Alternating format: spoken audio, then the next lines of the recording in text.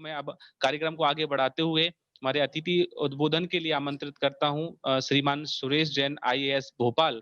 कृपया अनुरोध है कि वो आए और अपना उद्बोधन दें। उसके पूर्व हमारे संस्था के मंत्री श्री जवाहरलाल जी से निवेदन है कि उनका संक्षिप्त परिचय दें। उसके बाद सुरेश जैन आईएएस अपनी बात प्रारंभ करें।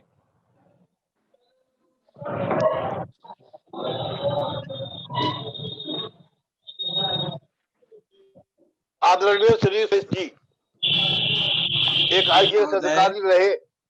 उन्होंने अपने सर्विस के दौरान और सर्विस से रिटायर होने के बाद जो समाज की सेवा करे, जो समाज के लिए उनका योगदान है वो अतुलनीय है। जन शिक्षा समृद्धि ने जब से कार्य तभी से ही आदरणीय सुरेश जी ने कहा नैनागिरी को आप अपना केंद्र बनाओ और जो भी सुविधा चाहिए वो सब सुविधा हम आपको नैनागिरी क्षेत्र से देंगे। आदरणीय सुरेश जी नैना क्षेत्र अध्यक्ष हैं और उनकी अध्यक्षता में क्षेत्र ने बहुत विकास किया है। आज वो देश के प्रमुख क्षेत्रों में से शामिल है। ऐसे आदरणीय सुरेश जी से मैं निवेदन करूंगा कि वो हमारा मार्गदर्शन करें। समय समय पर मिलते हैं, अपनी गाइडलाइन हमको देते रहते हैं, कार्यक्रम में भी आते हैं। पुनः आज सुरेश जी से निवेदन है वो हमारा मार्गदर्शन करें। आदरणीय विजय जी, जवाहर जी, जीवेंद्र जी और इस कॉन्फ्रेंस में भाग ले रहे सभी महानुभाव, आज हमें इस वेबिनार में उपस्थित होकर बड़ी प्रसन्नता हो रही है। 7 वर्ष पूर्व दिल्ली में इस संस्थान के स्थापना के अवसर पर हमें भी पहुंचने और सम्मिलित होने का सौभाग्य प्राप्त हुआ था। तब से हम लगातार प्रतिवर्ष नैनागिरी में भाई विजय जी के स्नेह से आप सबका स्वागत कर रहे हैं।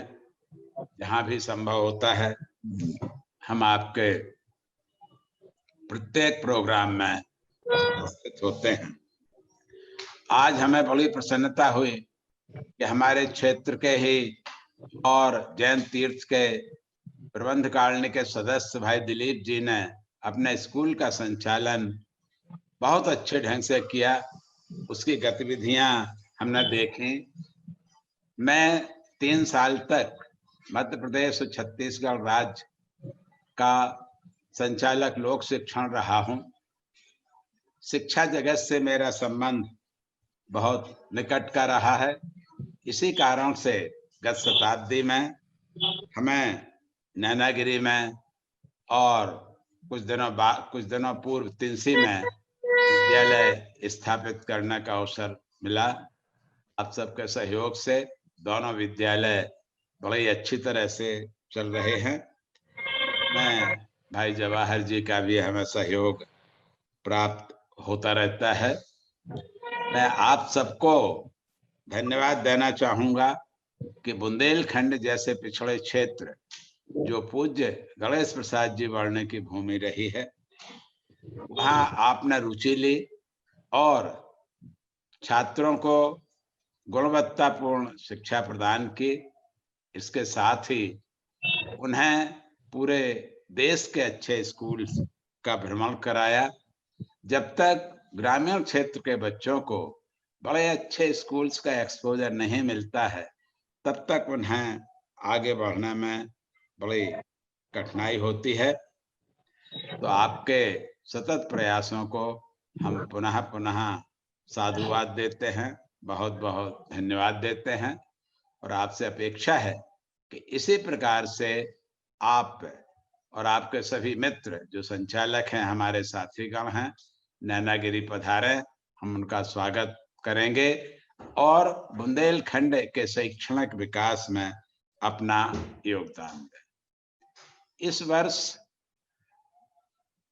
जब 10वीं कक्षा का रिजल्ट आया तो मैंने छतरपुर जिले के 5 बच्चे, 2 लड़के और 3 लड़कियों से बात की, जिन्होंने 96-97% मार्क्स प्राप्त किए थे 10th में।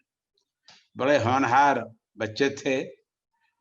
मेरी और मेरे साथियों की इच्छा थी कि इन बच्चों को बड़े अच्छे स्कूल में प्रवेश दिलाया जाए, भोपाल, इंदौर जैसी जगहों में। लेकिन हमने उनसे 2-2, 3-3 बार चर्चा की, उनके पेरेंट्स से चर्चा की, लेकिन वो थोड़ी उपलब्धि में ही पूरी तरह से संतुष्ट हैं।